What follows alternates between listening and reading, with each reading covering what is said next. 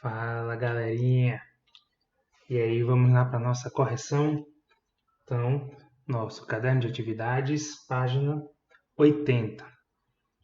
Então, vamos falar de frações. Questão 11. Um grupo de 60 alunos foi visitar o Museu de História e o Museu de Ciências de uma cidade. Sabe-se que um terço dos alunos visitou o Museu de Ciências e o restante o Museu de História. Então, na letra A, quantos alunos desse grupo visitaram o Museu de Ciências? Então, a gente percebe aqui que a gente está falando de fração de uma quantidade.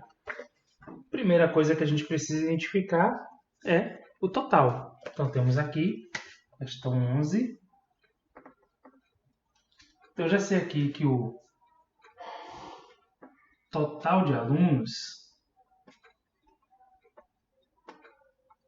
60. Então, se eu já tenho o total de alunos, isso aqui já me dá um direcionamento para a fração de uma quantidade. E aí, o que a questão continua me informando, pegando o resto das informações. Um terço visitou o Museu de Ciências. Bom, pessoal, o áudio deu um problema aqui, mas a gente vai seguir as informações. Então, um terço tinha visitado o Museu de Ciências. Então, de 3 partes, uma parte foi o Museu de Ciências. Então, significa que 2 terços, que é quanto falta para chegar em 3, vai totalizar o restante dos alunos, que foram aqueles que visitaram o Museu de História. Então, daí a gente já tem essa análise, né, de que um terço foi para o Museu de Ciências e 2 terços para o Museu de História. Isso aqui vai totalizar os 60 alunos. Como na letra A ele está pedindo quantos alunos desse grupo visitaram o Museu de Ciências. Então, Museu de Ciências, um terço. Então, um terço do total de alunos. Então, a gente vai calcular direto um terço de 60. Bom, para a gente fazer esse tipo de conta, sempre o mesmo padrão. 60 dividido por 3 vezes 1. Então, 60, que é o total, divide pelo denominador e o resultado multiplica pelo numerador, que é 1. Então, vai ficar 20 vezes 1 dá 20. O total de alunos que visitaram o Museu de Ciências foram 20 alunos. Bom, e aí a gente vai agora ver a letra B, né? Quantos visitaram o Museu de História? Então, eu tenho algumas maneiras de fazer isso, né? A gente pode ir logo para o caminho mais simples, né? Porque a gente já viu que um terço de 60 visitou o Museu de Ciências, ou seja, 20 alunos. 2 terços é a fração dos que visitaram o Museu de História. Então, de forma prática, se eu tenho 60 alunos e 20 visitaram o Museu de Ciências, o restante representa os alunos que visitaram o Museu de História, que no caso aí é 40. E aí a gente vai para a próxima questão.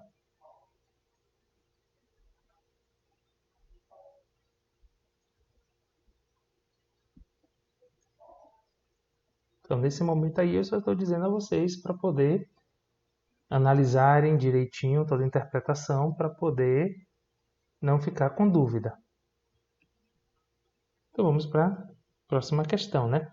A questão diz o seguinte: uma pesquisa feita sobre a altura dos alunos do sexto ano de uma escola mostrou que dos 320 alunos, um quinto tinha altura superior a 1,50 m. Quantos alunos do sexto ano apresentavam altura maior que 1,50 m?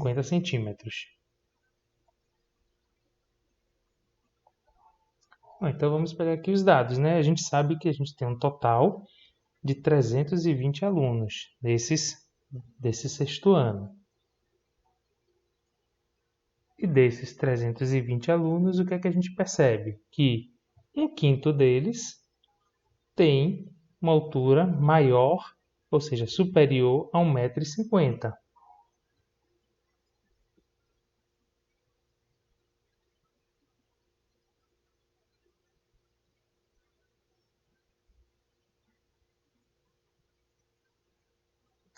Bom, se um quinto dos alunos possui mais que 1,50 m, o restante, 4 quintos, possui 1,50 ou menos, já que apenas 1/5 vão ser os alunos com mais que 1,50. Essa relação é importante a gente estar com ela em mente, né? Que de 5 partes, uma representa os alunos com mais de 1,50. Logo, as outras 4 partes, que é quanto falta para chegar no denominador 5, de 1 para chegar em 5 faltam 4, né?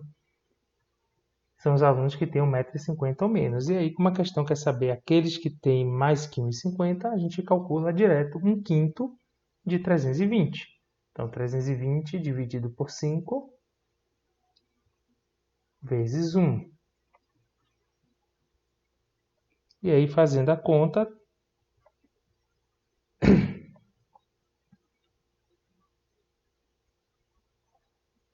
sim, nessa parte aqui eu estou falando, pessoal, o seguinte, é importante que a gente escreva a expressão toda, 320 dividido por 5 vezes 1. Por quê? Porque se a questão perguntasse quantos alunos possuem 1,50 m ou menos, a gente precisaria multiplicar por 4. Então, se eu não crio o hábito de ensinar o meu cérebro que eu tenho que seguir essa expressão toda, quando chegar numa outra conta, eu vou esquecer de fazer essa multiplicação. Então, mesmo sendo 1, eu vou sempre estar fazendo essa multiplicação, para poder já estar ensinando o meu cérebro que o processo é divide pelo denominador e multiplica pelo numerador.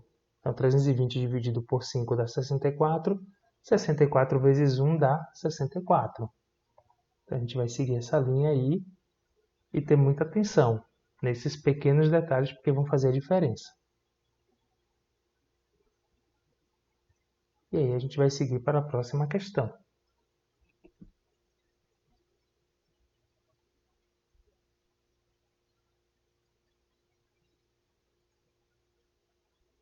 Tem a questão 13, que diz que 1/6 de década corresponde a quantos meses? Essa questão é legal porque a gente vai ter que fazer uma pequena análise antes de responder.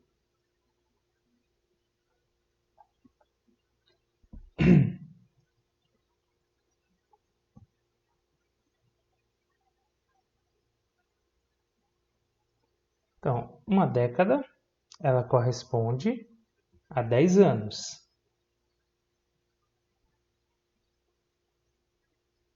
Isso tem que estar bem claro, né? Década, 10 anos.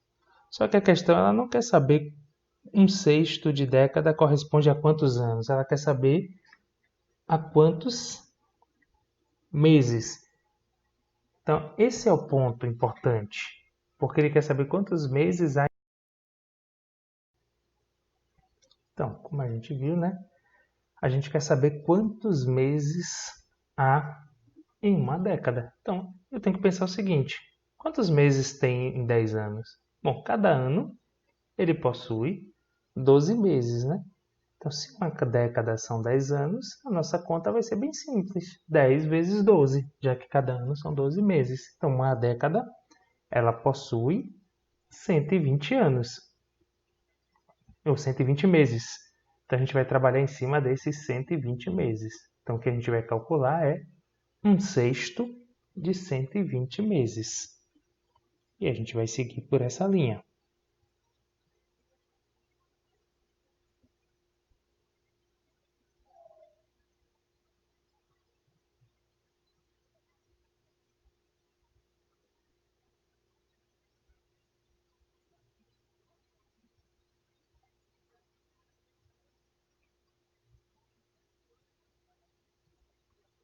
Então, 1/6 de 120, a gente vai seguir 120 dividido por 6 vezes 1. 120 dividido por 6 dá 20. 20 vezes 1 dá 20. Então, uma década possui 20 meses. 1/6 de década, no caso, possui 20 meses. E essa questão ainda poderia pedir, né, para a gente quanto isso corresponde em anos e meses, mas nesse caso ela não pediu. Então, vamos para a questão 14.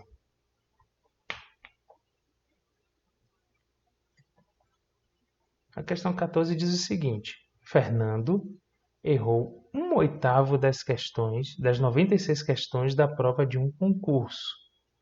Quantas questões ele acertou? Então, total de questões, 96. Então, a prova dele tinha 96 questões.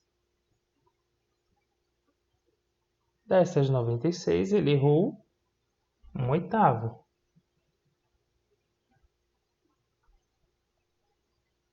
Se ele errou 1/8, então, por consequência, o restante ele acertou. Ele acertou 7/8. Então, de 8 partes, ele errou uma. Significa que, para ele acertar, é o restante, né? 7 de 8, porque é quanto falta para chegar no denominador.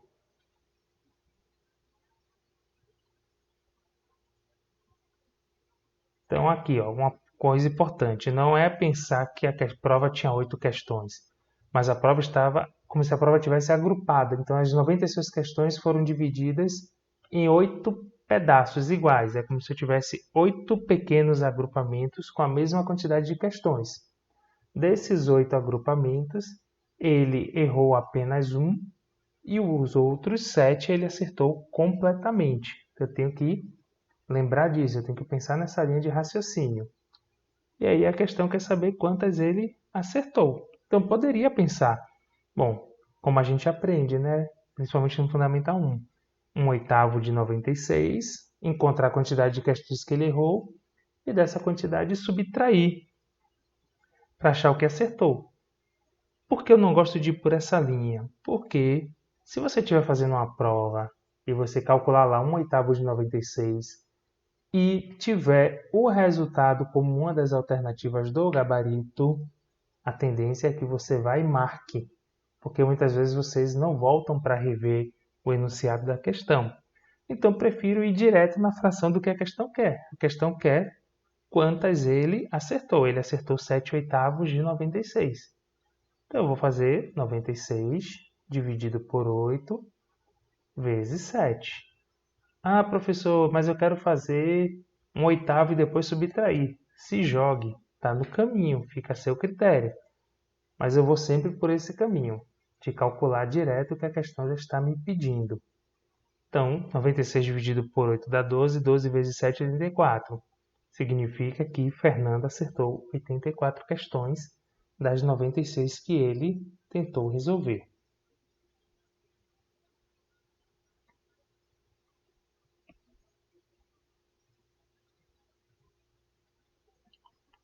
Então, vamos para a questão 15.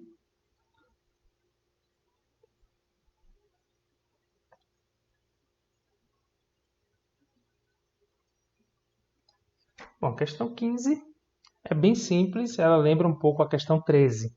Mesmo estilo, mesmo formato. Quantos minutos há em 1/4 de hora? Então, eu sei que 1 hora, já que ele quer saber em minutos, 1 hora possui 60 minutos. É como a outra questão, que falava de década, mas eu queria saber quantos meses. Então, é a mesma linha de raciocínio. Eu não quero saber quanto é 1/4 de 1 hora, eu quero saber quanto é 1/4 de 60 minutos, que corresponde a 1 hora. Então, 1/4 de 60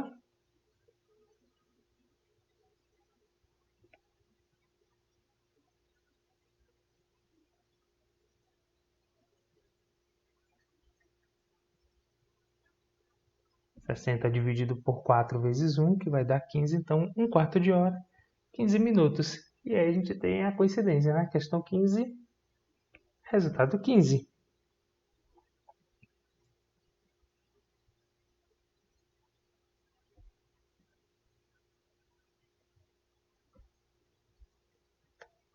E aí vamos para a questão 16. Dos 24 carros que largaram uma corrida automobilística, 3/4 chegaram ao final. Quantos carros terminaram essa corrida?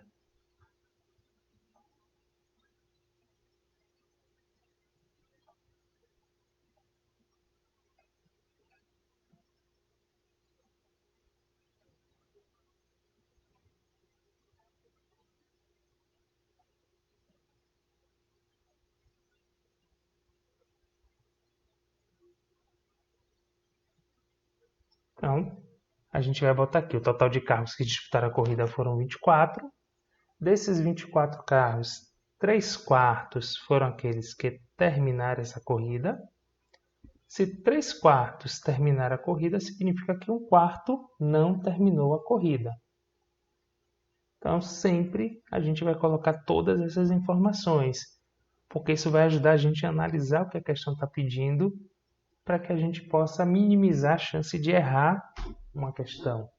A gente sempre vai seguir essa linha. Sempre anota todas as informações possíveis do problema. E a gente vai ver o que a questão está querendo. Quantos terminaram? Terminaram 3/4. Então a gente vai calcular 3/4 de 24.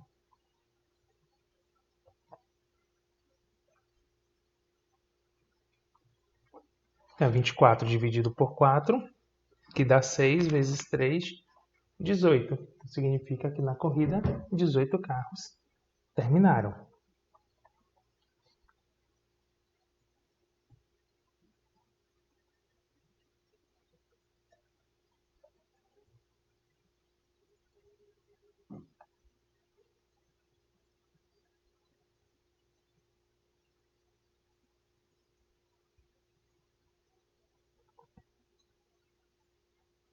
Então aqui, mais uma vez, eu falando sobre essa questão dessa análise, que a gente precisa entender que a relação entre o total e o denominador sempre vai ser uma relação de divisão, e a relação entre o total e o numerador sempre vai ser uma relação de multiplicação, porque eu posso fazer 24 vezes 3 e o resultado dividir por 4, como também posso fazer 24 dividido por 4 e o resultado vezes 3. Eu preciso ter isso muito bem fixado, que existe essa diferença, porque senão eu posso confundir num outro tipo de conta que a gente vai ver posteriormente e isso acabar atrapalhando. Então tenham sempre em mente, se eu tenho o total, a divisão é pelo denominador. A relação com o numerador é multiplicação, porque eu tenho total, é fração de uma quantidade, uma parte do total. Não pode esquecer disso. And let's go to the 17th question. Em uma classe há 32 alunos. Em um dia de muita chuva, 3/8 desses alunos chegaram atrasados. Quantos alunos dessa classe chegaram atrasados nesse dia?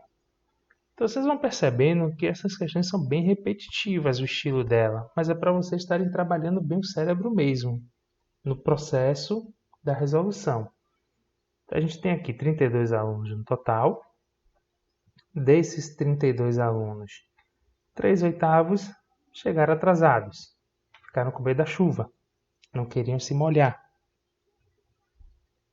Bom, se 3/8 corresponde aos que chegaram atrasados, a fração do restante, ou seja, 3 de 8 é quem atrasou, 5 de 8 são os alunos que chegaram no horário. Então são aqueles que não têm medo de chuva, que gostam de tomar um banhozinho de chuva. Então aqui, se você reparar, a gente tem 3/8 e 5/8. Totaliza 8/8. Então, como o foco da questão é os que chegaram atrasados, 3/8 de 32. Então, a nossa conta, 32 dividido por 8 vezes 3. 32 por 8, 4. 4 vezes 3, 12 alunos que chegaram atrasados.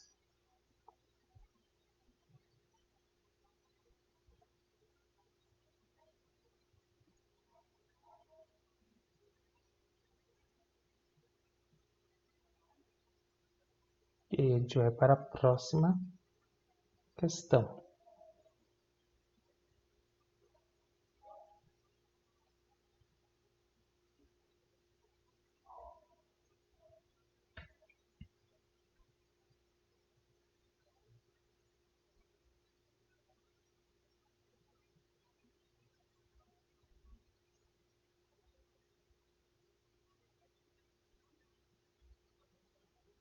A questão 18.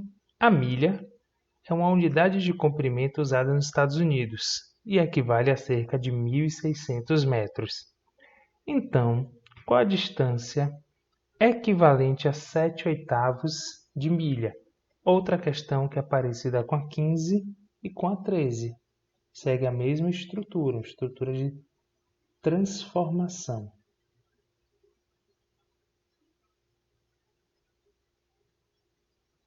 Então, uma milha corresponde a 1.600 metros.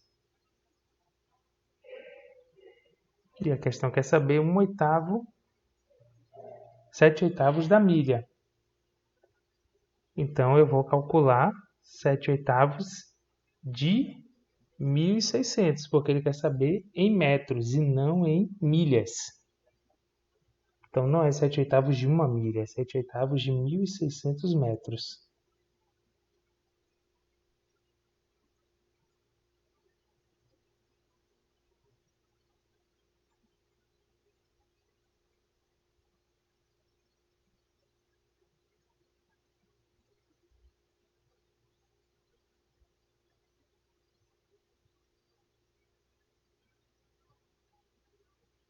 Então, outra conta bem simples. 1.600 dividido por 8 é o resultado multiplicado por 7. Então, 200 vezes 7, que vai dar 1.400 metros.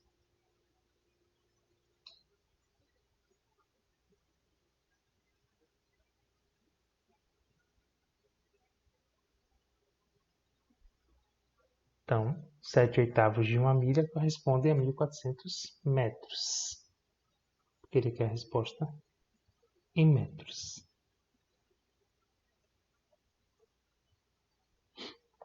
E aí a gente vai para the next question. 19. Questão que a gente já viu parecida em sala, com algumas pequenas mudanças. Então, o tanque de um carro tem capacidade para 56 litros de gasolina. O ponteiro da gasolina está na posição indicada na figura. Quantos litros de gasolina no tanque desse carro? Então, a primeira coisa é ver a capacidade do tanque, né? Então, esse tanque tem uma capacidade para 56 litros. É o total de combustível que cabe no tanque. Então, desse total, quando a gente olha para a figura está marcando 3/4. Significa a quantidade de gasolina que existe no carro. Então, nesse carro, tem 3/4 de gasolina.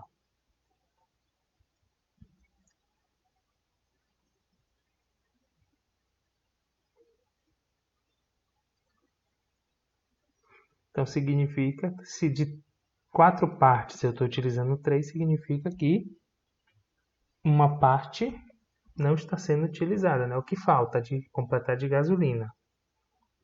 Então, falta 1/4.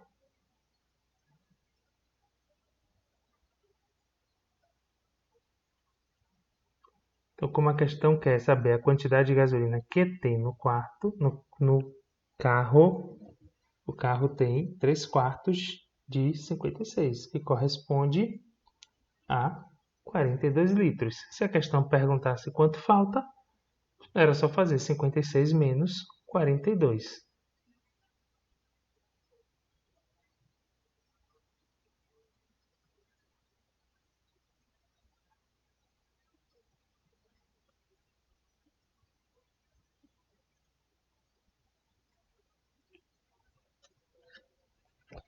Questão 20. Questão 20 é legal, que a gente pode fazer várias análises. Então, em uma linha ferroviária, há 7 estações igualmente distribuídas ao longo do percurso.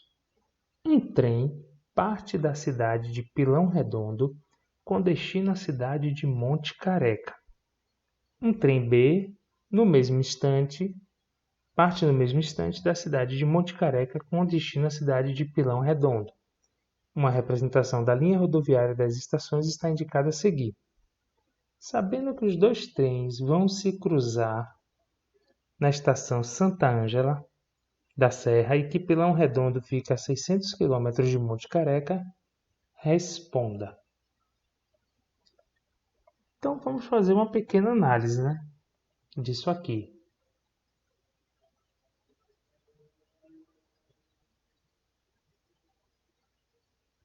Então aqui eu vou fazer um esquemazinho para a gente analisar essa situação. Então eu só vou colocar as iniciais das cidades que fica mais fácil a gente analisar.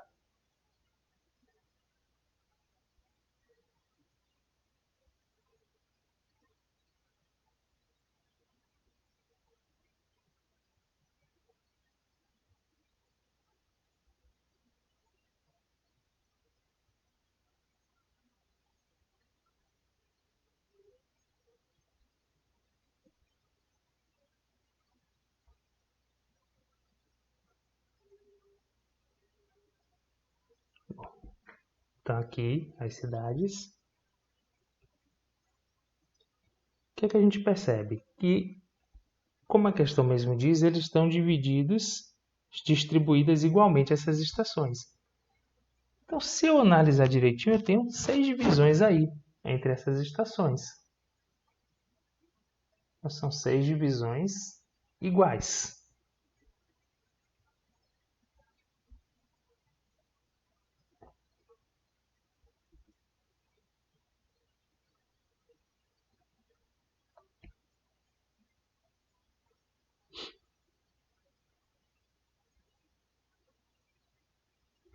Bom, outra informação que a questão dá, se a gente prestar atenção aqui direitinho no enunciado, é que de Pilão Redondo a Monte Careca eu tenho 600 quilômetros. Então, a distância total, 600 quilômetros.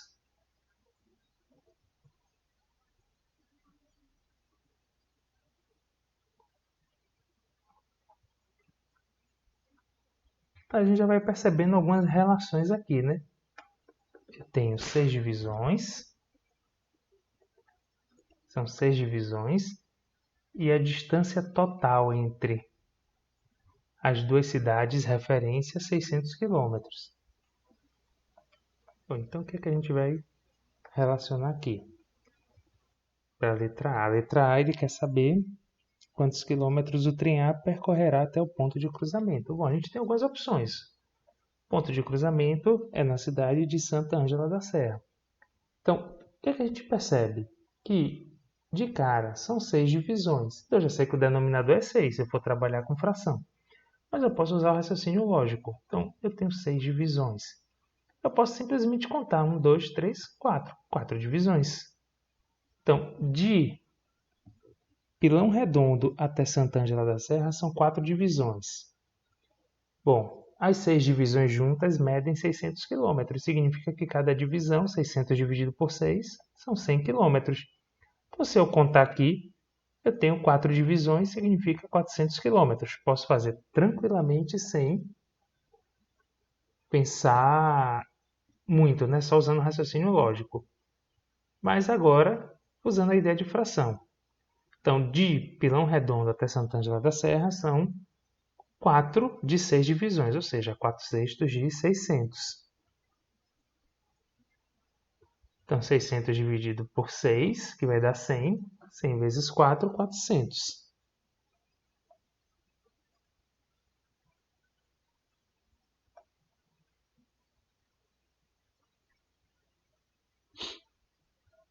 E aí, para fazer a letra B, a gente ainda vai ter mais uma opção. Por quê? A gente pode usar a mesma lógica, já que ele está saindo de Monte Careca até Santa Ângela da Serra. Então, a gente tem a mesma quantidade de divisões, a gente pode usar a mesma lógica, né? Que seriam 2, ou seja, 200 quilômetros já de cara. A gente pode usar também a relação fracionária, que é 2 sextos de 600, que vai ficar 600 dividido por 6, 100 vezes 2, 200, então a mesma coisa. E a gente ainda tem a terceira opção, pessoal, que é olhar que se eu tenho 600 no total, eles se encontram no mesmo ponto. O primeiro já andou 400, o outro só pode andar 200, já que eles se encontram no mesmo ponto. Então, eu tenho 3 formas de chegar na mesma resposta usando cálculos ou raciocínio lógico. Então, aí é só analisar para poder ver qual caminho você prefere para fazer a sua conta. Mas você tem aí 3 opções.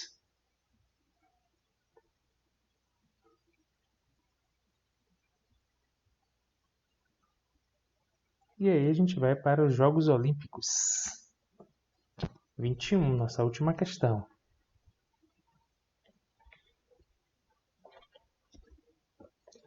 Então, nos Jogos Olímpicos de 2008, realizados em Pequim, na China, o Brasil conquistou 15 medalhas.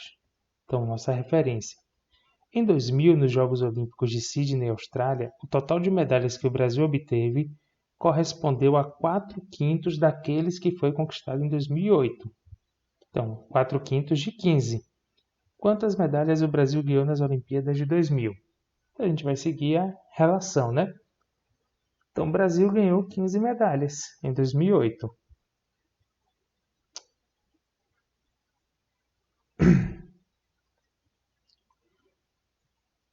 E na Olimpíada de 2000 foram 4/5 dessa quantidade. Então, 4/5 de 15.